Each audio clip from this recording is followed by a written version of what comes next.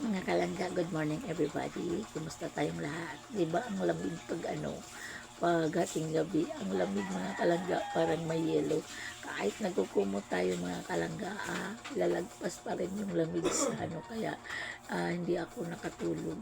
So nagkaupo-upo lang ko, naglalaro lang ako ng paso hanggang sa mga alas 4 siguro yun.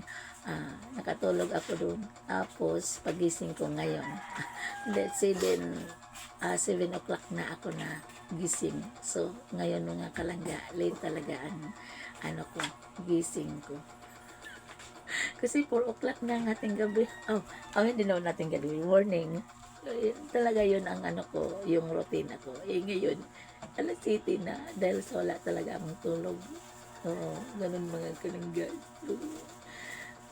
So, ngayon mga kalangga, balik routine na naman tayo.